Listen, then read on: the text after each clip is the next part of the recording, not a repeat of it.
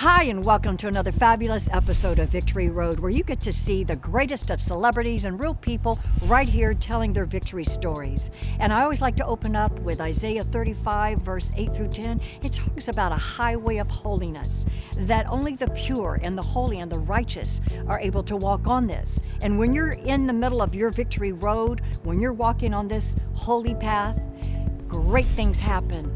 Miracles happen, surprises and blessings happen. So let's just take a look. Come on in and listen to our fabulous, wonderful guest and their next victory story. You're going to be blessed. Victory Road. Everybody has a story to tell.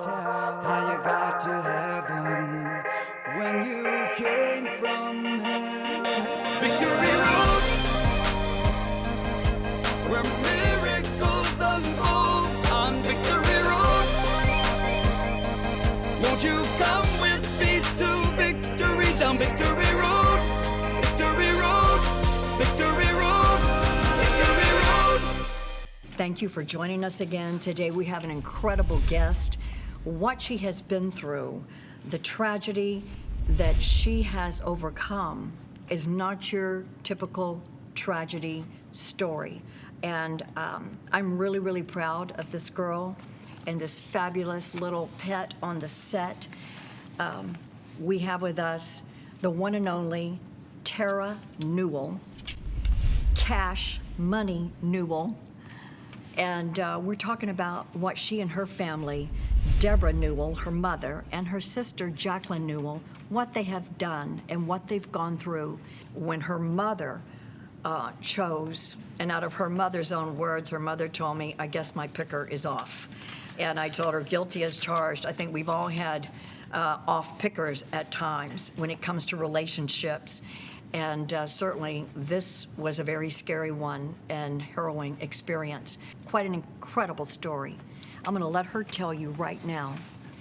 So, Dirty John is the name of the podcast series.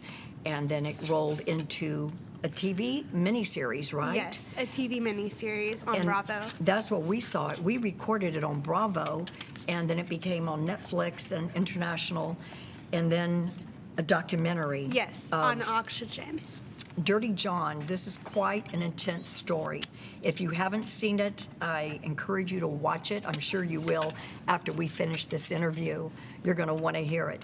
So you just started it by talking about your own experience, what your family went through when all this happened. For those people who don't know about Dirty John and why I first heard about it, I think, on Dr. Oz. So your PR, the hype that you had on it was incredible. But I want people to really take a peek. First of all, you were born where? I was born in Orange County, California. Oh, so you're an OC girl. Yes, I'm an OC girl, so okay. Born and raised there. And I kind of grew up just having my mom be a full-time worker, so I had nannies to help take care of me. And then my dad and my mom got divorced at the age 7, so it was just lots of different family dynamic. So that had to be kind of like, a hard strain period as a child going through, It a was breakup. all right. I But that was okay nothing with compared it. to what you went through later. Yeah, and then I also grew up in the church. I went to church every Sunday. I went to church on Wednesday for the Didn't know youth that group. about Yeah, you. so That's great. yeah, so I had a good outlet for myself. So this is how you had your angels. Let me tell you, you had your angels all around you. So about how old were you when your mother met this gentleman named John? I was 25 years old. 25? Yes. Do you want to tell them a brief scenario, your story? Okay, so I was in an attack. My stepdad came after me. He was a con artist. He just conned so many women. He was able to just dig his claws and convince these women that he was such a great guy. And then it made these women so hard to leave, including my mom. So my mom actually left him twice. Oh, she Yes, did. and the second time he ended up coming after me, and he stabbed me in my parking garage, and he tried to kill me, and I was able to defend myself in the attack with cash, and I was able to survive. Because that's just crazy. She told you, what, an 8-part series in about 5 seconds what really happened, but I'm telling you all the details, what they went through, the struggles, how this man came in on the scene. He actually kind of stalked your mother. He found her on the dating line or something. Yeah. And then he realized that I guess she was not only gorgeous, your whole family's beautiful. Oh, thank but you. he saw dollar signs too. And, you know, from what I saw and what I watched and heard, that he started grooming your mother. Yes. And this is what happens to a lot of young women who are not aware of the signs of, they're very sadistic. These what was he diagnosed? A psychopath? Psychopath. Psychopath. Okay, can you explain the difference to the audience? Do you know the difference between psychopath and sociopath? I just know that psychopaths are more likely to kill you, and they have a lack of empathy, but so do a lot of like sociopaths and narcissists. They have that lack of empathy, and they don't have normal social skills. Yeah, so you can kind of see it. At first, they come off very charming, Yes. right? And they know all the right words and everything, and they just want to be your best friend and do everything for you. and Yes. Just your hero. They can do everything. Yes, And a you lot go, of- wow, this is what I've dreamed of my whole life, right? Yes. Well, a lot of them will use this tactic called love bombing. Love bombing? Yes, love bombing. So they'll like basically give you roses, like shower you with love.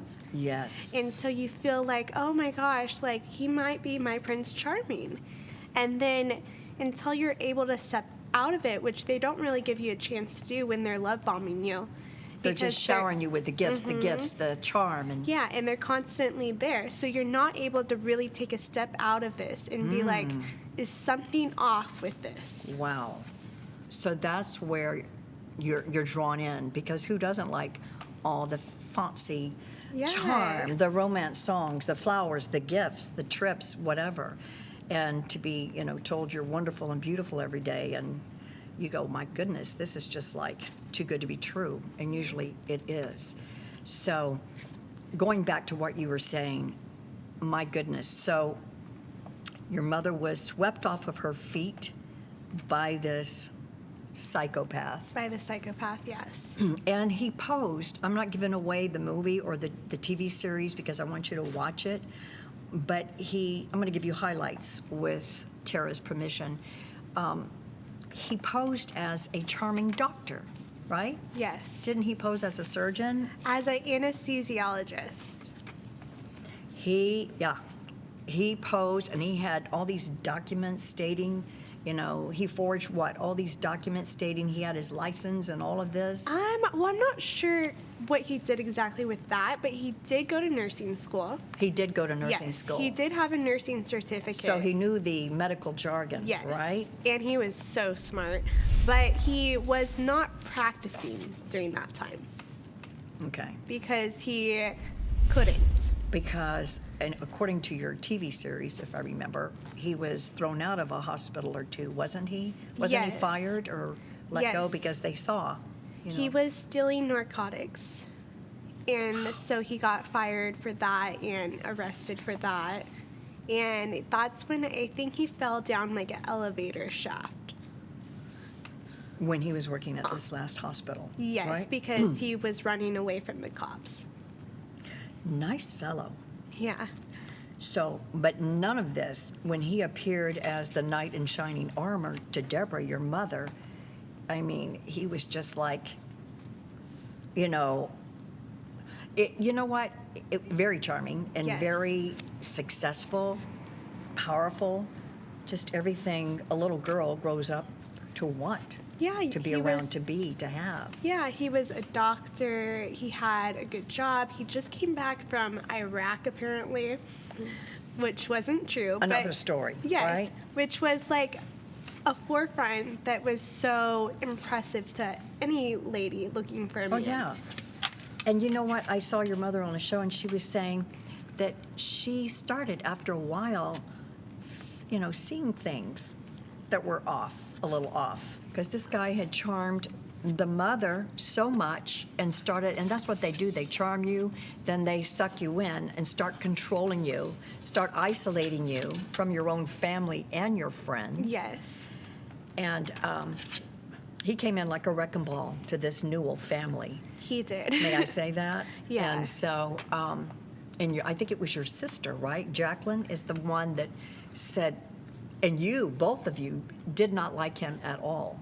Yeah, no. I mean, right away you could see, you know, all the red flags that your mother couldn't. Yeah, no, at first he came into the house. My sister was living with my mom at the time, and he just had an eyeball for like a wandering eyeball. And so he kept looking around and being like, okay, like this is a nice place, and kind of scoping it out. Scoping out the whole place and what she had and what Yes. you guys. So now, when she started doing some investigating, I liked how she just went to work, started Googling him, trying to find out who he was, like undercover agent. I thought that was really cool. And, you know, I'm like, yes, good for Jacqueline. But now, were you also suspicious at the same time with her? Or did you go, oh, Jacqueline, you're being, you know, overreacting or whatever? Or did you agree with her? To be honest, at first I thought she could be overreacting. Because I was living in Vegas. I was not in California at this time. I was living in Vegas with my boyfriend at the time. And so I was kind of out of it. So you were not on top of it at the time? Yes. You weren't right in the middle of it? No. I see. Yeah, until I came to help my mom move out of the place because she was in the high rise and she was moving to Balboa Island so that she could. I remember that in the series. Yes. Oh, go ahead. I'm sorry. No worries. So she could have her space and her privacy so that my sister wouldn't be upset when he came over all the time. So it was because, you know, Jacqueline was complaining and all of that. Yes. And she couldn't be happy with this guy, with Jacqueline there. Yes, she was very persistent saying, Mom, no, this guy is not who you think he is. And then later on, you found out, you know what, we're going to take a short break, take a peek at a few segments from this incredible miniseries and documentary, Dirty John. Don't go away. Come right back to hear the incredible finale of this story. Thanks. Fort Beach 911. We just heard her screaming. Do you see the blood? Yes. I'm not really sure what happened. It's really bad. I understand. We have officers on the way. I have 3 friends who have met their husbands online. I'm Deborah. I'm John. Hi. You look gorgeous. Cheers. Cheers. John makes me feel so special. He gives me so much. There's something up with my mom's new boyfriend. Hey, what's in the safe, kiddo? If he's really a bad guy and not just a jerk, Mom will see it.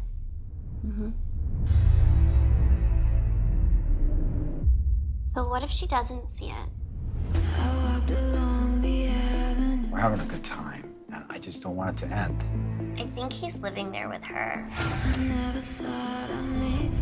John? What the police say? I mean, do they know her? No, but do you? Is that supposed to be cute? I want to talk to you about John. He is not a perfect person, but he loves me. He's very good at lying. Are you looking in there? How dare you? Were you watching me? Maybe they don't know who he really is. Threats, harassment, intimidation. They all say that it's you. What kind of a person does that? You're gonna find out what I am.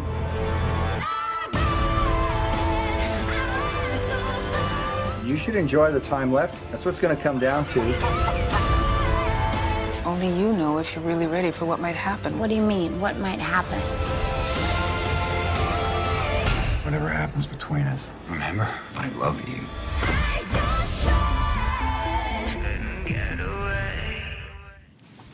Well, okay.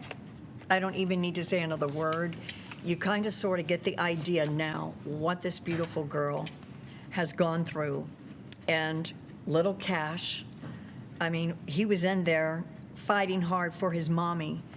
And Cash is a hero. Yes, he is. So now you've got to watch this. I encourage you to watch. You've got to rent the series. It's the miniseries they can rent on, what is it, Netflix or Amazon? Well, it's on Netflix, It's on November Netflix. 25th. November 25th. For the U.S. And then Okay. internationally, it's on there. And then it's available on Amazon, Everywhere. Apple, YouTube? anywhere. Yes. Okay. So please check out.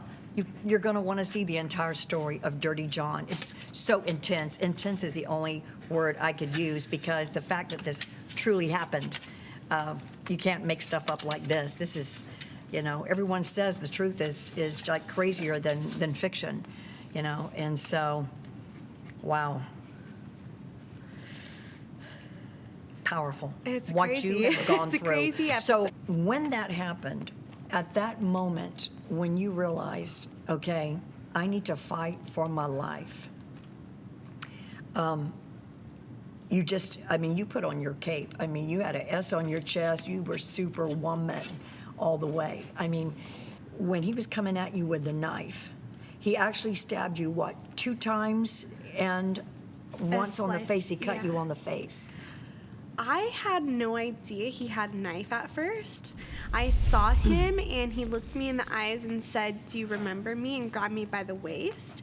And I knew that he was there to hurt me.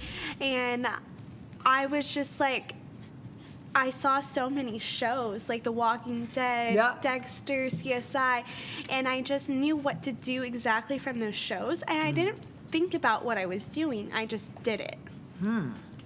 The reason that he was coming after you, because at this point, you and your sister Jacqueline were on to him. You had done investigating, they had done some PI work. Well, my mom left him at this point, and so he kind of just went down a downward spiral. Okay. So he just kept doing things, and then it's weird. I think God put this in my life, but I had dreams that I actually stabbed and killed John, or not killed John, but stabbed him before this event even happened. You had visions of this? And I knew exactly what I needed to do in that circumstance when John was on top of me and I was able to get the knife. And you saw all this played out in your dream before? Not everything. I just had the vision of me stabbing him. I hate to use the word killing, but she had to kill him to survive. She had no choice. It's not like this girl goes, okay, I'm going to kill my stepdad. When you see the whole entire show, you will see it was for survival because he had already stabbed her. So it was for her survival. Mm-hmm. Because he was on top of me and Yeah. on his knees, I was able to kick the knife out of his hand. That was really incredible. Okay. And it landed right where I needed it to be. I've got the goosies. God was with me. Yes. And it gave me exactly what I needed to do to fight back and to defend myself and get rid of him. Place the knife right by you. Mm-hmm. So I understand that you suffered a lot of, PTSD? Yes. And so now you were speaking out as a spokesperson. Yeah. And you're helping people get over PTSD with similar situations, and you're educating other women and people. Yeah, because at first I didn't understand exactly what was going on with me. I felt crazy. I've lost some friends because they couldn't handle or be there to support or really understand what I was going through. Anxiety and mood swings Yeah. can happen with PTSD. Like out of nowhere, it can get triggered. Yes, and it kind of gets mistaken sometimes for borderline because you feel like there's something wrong with you, but you can't control Yeah. it. And I've learned ways to kind of cope with it and deal with it. I do still have triggers every now and then, but I know how to piece myself back together. That's So. amazing. So the fact that you survived, the bad guy didn't, and that you're alive and Cash is alive, because I was screaming at the TV when this was happening, like, oh no, and don't kill the dog, don't hurt the dog. I was so concerned that he was going to turn around just for just to be mean and hurt Cash. Yeah, no, afterwards I was like, did he hurt Cash? Did he do something Yeah. to Cash? But Like, he was only wanting to get me. He was just wanting to get you. And it's weird, but John actually did like animals. He did. Yes. So, you know what? And that's the nicest thing about him, I should say, right? Well, I think the nicest thing about him is that he brought in 2 daughters. So I think that they're wonderful and amazing, and that's the best thing to come out of that. So you are friends with his 2 daughters? Yes. I think that's wonderful. God does work in mysterious ways because from his first wife, Yes. he had these 2 wonderful daughters, and that now you guys are, you know, Connected. friends And through family, all of this. basically. That's amazing. And I saw that, you know, you have a lot of similar stories to share, but I mean, not what you went through, but Yeah. they probably saw a lot as well as their Yes. mother. We're glad that you survived. Thank you. Me And that too. you're thriving. Please tell us how we can, he probably wants to get down. Do you want to get down, Cash? Do you want to get down? He can sit down. He wants to sit down on the floor. He's tired of being up. He can just lie down with you. There you go. He's tired of sitting up. He just wants to be Cash, sit. by next to Mommy. So can you tell everybody what your podcast is all about and how to find you? Okay, so it's available on iTunes, any podcast outlet, but it's about dating. There's a segment called Dirty Dates that we talk about bad or funny or horrible dates and just kind of pick out some of the red flags in that. And then also That sounds fun, Yeah. actually. And then some people come on that don't want to share dirty dates, that tell us a great story about something they went through to hopefully help someone in that aspect.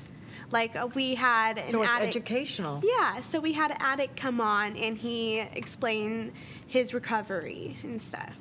Some of the red flags, do we have a minute to go over a few red flags? You covered, thank you, you covered one right away when Yes. they come on like you said, love bombing. Yes, You know, charming. overwhelmingly too much. Yes. I mean, like it's too one thing to smooth. have, yeah, too smooth, like too cool for school, right? Yeah, yes. real smooth. Okay, and then what is another? Can you give our viewing audience, can you tell them a few more red flags to look for? Because all these girls, you know, they need to know this for their future, what to Yes. look out for. Well, not looking people in the eyes, not having normal social skills, not having a great relationship with their family or friends. If they don't have any friends, there's obviously something wrong with them. Thank you. That's a big red flag right there. Go ahead. I'm sorry. Oh, Didn't mean and to that's interrupt. really all the ones that are general. Yeah. Other than that, it's just looking out for if your friends have a feeling about him, unless your friend's crazy, you know, listen to your friends. And family members too, right? Yes, family members also. Anyway, you have just been a jewel to talk with, to share. I want to keep picking her brains, but the clock is saying we've got to cut. I know, they're telling me cut. But the red flags, now you know, you've got a few, and now you've got to listen to Time Out with Terra to get more pointers, and even how to be, you know, you teach them, you know, how to be defensive as well, to be on guard. And Yes. so anything else? How else can they reach you? I'm on Instagram. I mostly respond to my Instagram messages over Okay. Facebook and emails. Okay, yeah. It's Terra Newell, TerraNewell, and you could just click and find me there. And I also Facebook and Instagram? Yes, and then I also have a website, terranewell.com, and if you're interested in EMDR therapy or interested in hearing more about PTSD, I have some video vlogs on there. That's amazing. I really feel like God has used all of this, you know, all this tragedy has not been in vain for you and your family, that you're paying it forward, you're helping others, and especially right here on this show and many other shows across the world, your podcast, you're helping to educate others. Do you agree with that? I mean, do you feel like God has just gifted you with something special out of this tragedy? Yeah, no, this is definitely my gift. You know, God gives you different gifts. Yeah. And this is something that I definitely can really see me helping other women. Me helping other women and moving forward, but it's saved so many lives already. Wow, really? And, yeah. You're getting reports from all over the world, aren't you, that you've helped them? Yes, that other women have left their abuser, and that even watching me in my attack has helped save another woman she was in a bicycle attack, You're about to and make me lose it here. she used her legs and got herself out of that attack. So it's just, this story is helping others, and I'm using my word, and really getting the message across so it's able to help other people. That's amazing. So there you have it. This little girl, grown woman, but she's just so precious that what she's gone through, and has a sound mind, strong body. She lived, and she's thriving. And I'm just praying that God blesses you and continues to bless you and little Cash. Thank you for bringing him and introducing. And please give my love to your mother, Deborah, your sister, Jacqueline. Everything you guys have gone through is to pay it forward. You know, it's not just in vain. God is using you, and you're reaching the world on this show. And I know you've done so many other shows. Thank you. Thank you for for having all me. that you've done, and keep doing it. Keep shining. God bless you. And we always like to bring every episode to a close with our fabulous Victory Road RSVP prayer. And God told me a while back that if you want to be guaranteed a seat in heaven, like any event here on earth, you have to RSVP to any place special. Even every wedding, special restaurants, banquets, dinners, you have to RSVP or your name's not written on the guest list and there's no reserved seat and you just don't get in.